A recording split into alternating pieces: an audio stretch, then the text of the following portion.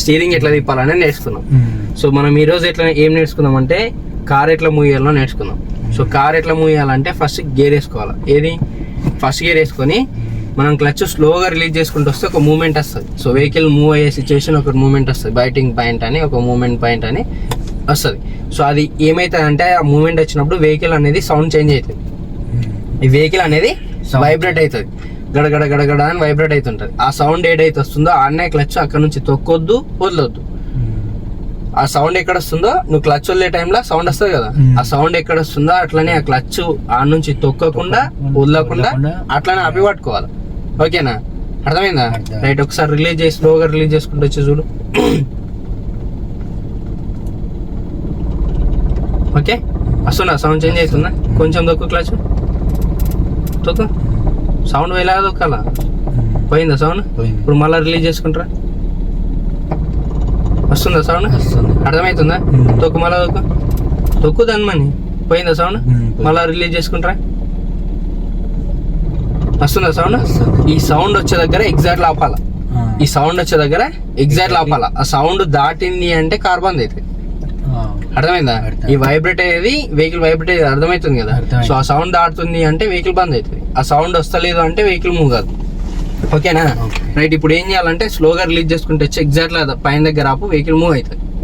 Okay, right. అట్లా release చేసుకుంటే వచ్చి అక్కడ ఆపినావా, ఇప్పుడు సౌండ్ వస్తుందా?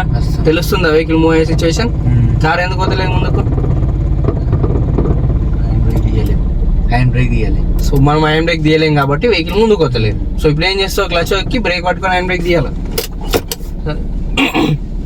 బ్రేక్ పట్టుకొని ఉండాలి, వదలొద్దు. బ్రేక్ పట్టుకొని క్లచ్ వైబ్రేట్ దగ్గర ఆపిన తర్వాత బ్రేక్ ఇవ్వాలి.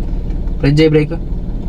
అట్లా ఇప్పుడు స్లోగా క్లచ్ రిలీజ్ చేసుకుంటూ వచ్చి వైబ్రేట్ దగ్గర ఆపి ఇప్పుడు స్లోగా బ్రేక్ రిలీజ్ చేయి.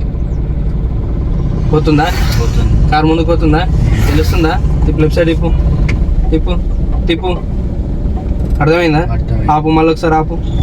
రోడ్ హైట్ ఉంది, ఇప్పుడు బ్రేక్ వదిలేస్తే కార్ వెనకకు పోతుంది. రోడ్ హైట్ ఉంది కాబట్టి బ్రేక్ వదలొద్దు. రోడ్ ఈక్వల్ ఉన్నప్పుడు బ్రేక్ వదిలేం కాదు. సో బ్రేక్ పట్టుకుని క్లచ్ వైబ్రేట్ దగ్గర ఆపి బ్రేక్ రివ్. ఒకసారి బ్రేక్ వదిలి చూడు, కార్ వెనక పోతుందా లేదా? ఇడు చూద్దాం. పోతుంది, వెనక పోతుందా? Right, break. అప్పుడు క్లచ్ వదులుకుంటూ వచ్చి వైబ్రేట్ దగ్గర ఆపి వెళ్ళే బ్రేక్ ఇడు, ముందుకు పోతుంది. అట్లా అక్కడ ఆపి ఇప్పుడు స్లో బ్రేక్ రిలీజ్ చేయి. పోతుందా? సో కార్ ఎప్పుడు మూవ్ చేయాలన్నా మనకి ఎక్సిలేటర్ అవసరం ఉండదు. 99% అవసరం ఉండదు. ఎప్పుడో ఒకసారి కొన్ని సిచ్యువేషన్లలో అవసరం వస్తుంది. ఆ కొన్ని సిచ్యువేషన్లలో ఇట్లా రోడ్ హైట్ అంటే ఏమంటారు, టైర్కి హోట్ లాగా ఉన్న సిచ్యువేషన్లలో వస్తుంది. అట్లాంటి సిచ్యువేషన్లో మాత్రమే క్లచ్ వైబ్రేట్ దగ్గర ఆపిన తర్వాత బ్రేక్ ఇచ్చినా వెహికల్ మూవ్ అవ్వకపోతే అప్పుడు లైట్ ఎక్సిలేటర్ ఇచ్చి కంటిన్యూ చేయాలి. ఎక్సిలేటర్ ఇచ్చి వదిలేసినా బంద్ అవుతుంది. ఎక్సిలేటర్ ఇచ్చి సౌండ్ వస్తుంది, ఆ సౌండ్ వచ్చినా కంటిన్యూ అట్లనే ఎక్సిలేటర్ కంటిన్యూ చేయాలి.